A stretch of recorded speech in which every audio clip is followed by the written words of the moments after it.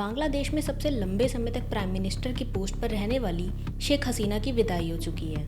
उनके खिलाफ स्टूडेंट्स ने एक बड़ा आंदोलन चलाया जिसने पूरे बांग्लादेश को अनस्टेबल करके रख दिया। हालात इतने खराब हो गए कि शेख हसीना को रिजाइन देना पड़ा और इस आंदोलन की शुरुआत करी 26 साल के एक यूथ लीडर नाहिद इस्लाम ने। 4 अगस्त 2024 को बांग्लादेश की सड़कों पर वो हुआ जिसकी कल्पना शेख हसीना ने कभी की नहीं होगी। इन प्रोटेस्ट को देखते हुए बांग्लादेश में मोबाइल इंटरनेट सर्विसेज को सस्पेंड कर दिया गया और पूरे देश में कर्फ्यू लगाना पड़ा। देश भर के स्कूल और कॉलेजेस को भी शट डाउन कर दिया गया। आज के टाइम में बांग्लादेश की सिचुएशन इतनी ख़राब है कि बांग्लादेश के लोग शेख हसीना को एक डिक्टेटर कहकर पुकारने लगे हैं। तो आखिर क्या रीज़न है इस सब के पीछे, चलिए जानते हैं आज की इस वीडियो में। Hey everyone, welcome back to the another video. I am Bhavna and you are watching Bhavna clips. Bangladesh में जो इतने बड़े लेवल पर प्रोटेस्ट चल रहे हैं, इन सब के पीछे का रीज़न सिर्फ एक ही है, रिजर्वेशन। बांग्लादेश में एक सिस्टम आज़ादी के टाइम से ही चलता आ रहा है जो कि है कोटा सिस्टम। इस कोटा सिस्टम के अकॉर्डिंग बांग्लादेश के पब्लिक सेक्टर में 56% सीट्स सोसाइटी के अलग अलग सेक्शंस के लिए रिजर्व्ड है। इसका मतलब बची हुई 44% सीट्स ही मेरिट के बेसिस पर दी जाती है। पर इसमें आप लोगों का ये जानना ज़्यादा ज़रूरी है कि मेजॉरिटी रिजर्वेशन कास्ट के बेसिस पर नहीं बल्कि फ्रीडम फाइटर्स के बेसिस पर दी जाती है, यानी जिन्होंने बांग्लादेश को आज़ाद कराने में अपना सहयोग दिया था। इसको अच्छे से समझने के लिए हमें बांग्लादेश की हिस्ट्री का जानना बहुत ज़्यादा ज़रूरी है। 1947 के पार्टीशन के बाद जब इंडिया और पाकिस्तान का बंटवारा हुआ तो पाकिस्तान भी 2 हिस्सों में दिया गया था, एक ईस्ट में और एक वेस्ट में, जिसमें बांग्लादेश को ईस्ट पाकिस्तान बुलाया जाता था।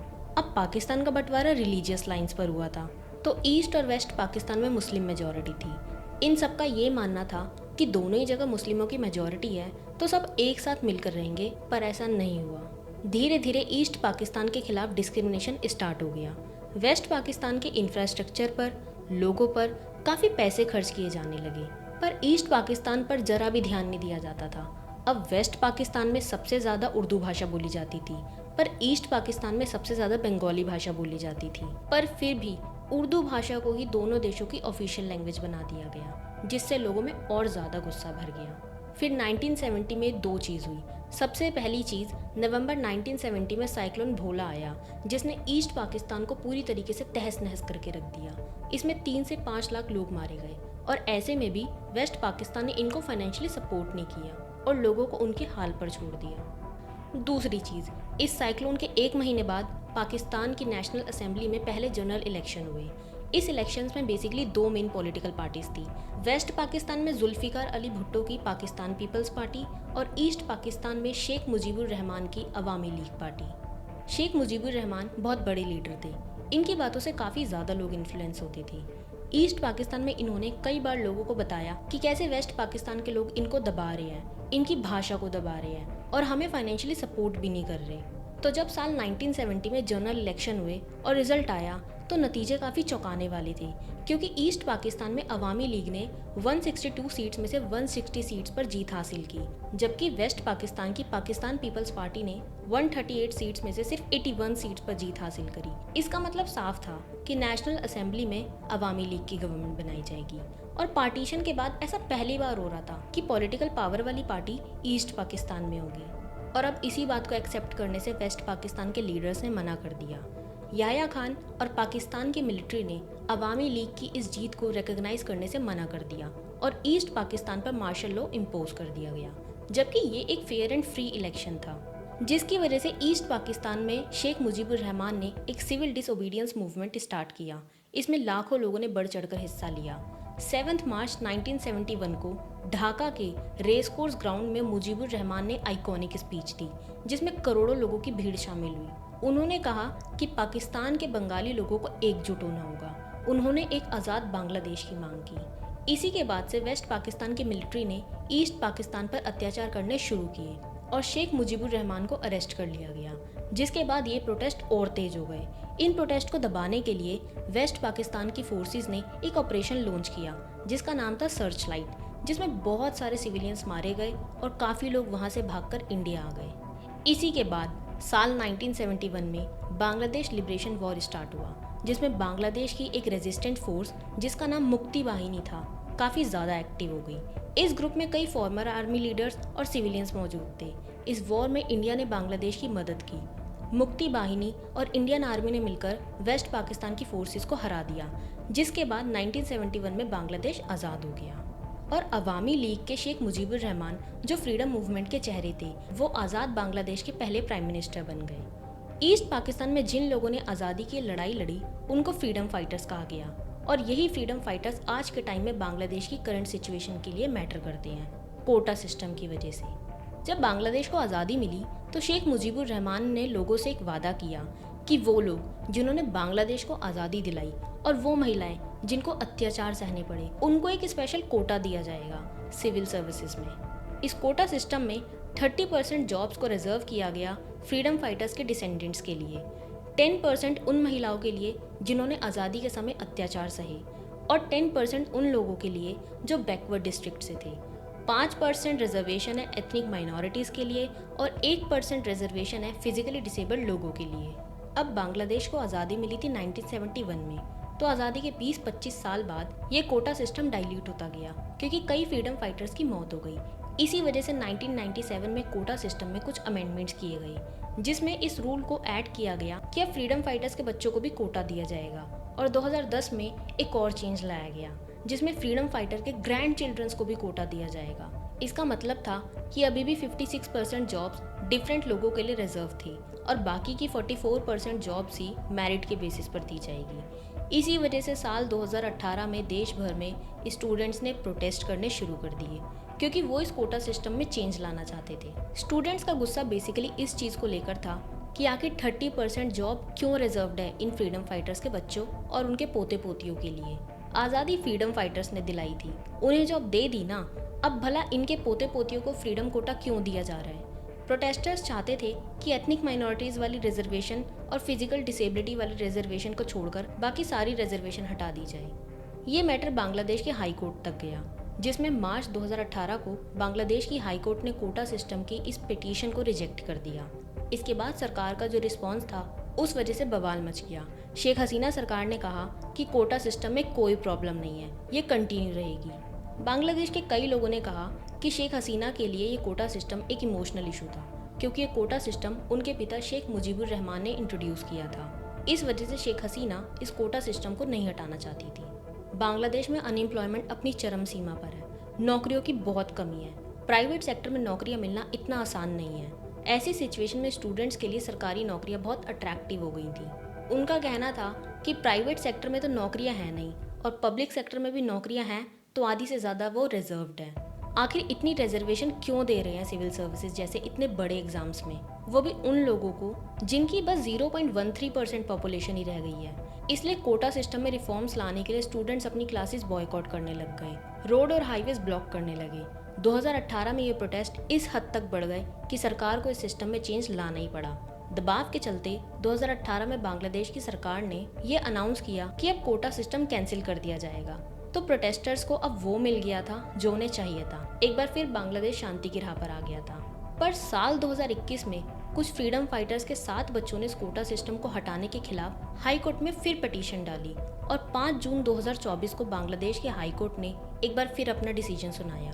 हाई कोर्ट ने कहा कि फ्रीडम फाइटर और उनके परिवार देश के सबसे डिसएडवांटेज ग्रुप में से एक है और कोटा सिस्टम को हटाने का तरीका अनकॉन्स्टिट्यूशनल, इलीगल और इनइफेक्टिव था, जिसकी वजह से कोटा सिस्टम को री इंट्रोड्यूस किया जा रहा है। इस डिसीजन को अनाउंस करने के बाद स्टूडेंट्स प्रोटेस्ट फिर से स्टार्ट हो गए।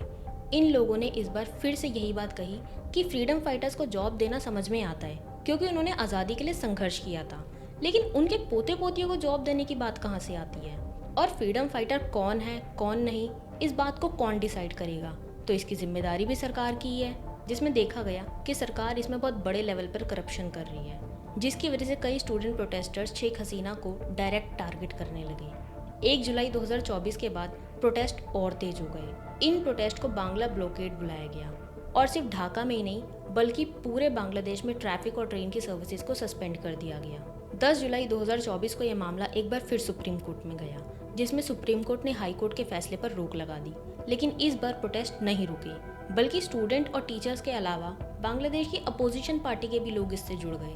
पूरे देश में वायलेंस फैल गया, हर जगह पर स्टूडेंट प्रोटेस्ट किए जा रहे थे। सिचुएशन बहुत ही ज़्यादा खराब हो गई थी। इन प्रोटेस्टर्स को रोकने के लिए 7,000 से ज़्यादा पैरामिलिट्री ट्रूप्स बुलाए गए। प्रोटेस्टर्स के ऊपर टीयर गैस, रबर बुलेट और साउंड ग्रेनेड का भी यूज़ किया गया। अब तक काफ़ी प्रोटेस्टर्स की जान भी चली गई थी। सरकार ने बोला कि सरकार प्रोटेस्टर्स के साथ बातचीत करने के लिए तैयार है, लेकिन प्रोटेस्टर्स का जो मेन ग्रुप था, स्टूडेंट अगेंस्ट डिस्क्रिमिनेशन, ये अपनी सरकार के इंटेंशंस पर डाउट करते थे। उनका कहना है कि अभी तक प्राइम मिनिस्टर ने एक शब्द नहीं बोला उन मर्डर्स पर जो उनकी पार्टी के एक्टिविस्ट ने किए हैं। जिसके बाद प्रोटेस्टर्स को शांत करने के लिए 14 जुलाई को शेख हसीना ने एक प्रेस कॉन्फ्रेंस करी, पर उन्होंने इस प्रेस कॉन्फ्रेंस में कुछ ऐसी बात कही जिसने सिचुएशन को और ज़्यादा बिगाड़ दिया। अपनी स्पीच में शेख हसीना ने कहा कि प्रोटेस्टर्स को इतनी नफरत क्यों है फ्रीडम फाइटर से। अगर फ्रीडम फाइटर के ग्रैंड चिल्ड्रन को रिजर्वेशन के बेनिफिट्स नहीं मिलेंगे तो क्या रजाकार के ग्रैंड चिल्ड्रन को बेनिफिट्स दिए जाएंगे। जब शेख हसीना ने रजाकार वर्ड यूज किया, उसी के बाद से सिचुएशन पूरी तरह बदल गई, क्योंकि इस वर्ड को बांग्लादेश में बहुत ही ऑफेंसिव माना जाता है। इसका मतलब है गद्दार, एंटी नेशनल और एक देशद्रोही। क्योंकि 1971 में बांग्लादेश की आज़ादी की लड़ाई में रजाकार बाहिनी एक पैरामिलिट्री ग्रुप था। इस ग्रुप ने आज़ादी की लड़ाई में पाकिस्तान मिलिट्री को सपोर्ट किया था।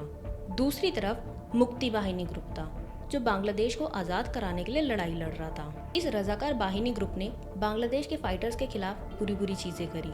इन्होंने कई सिविलियंस की जान भी ली और औरतों का रेप भी किया।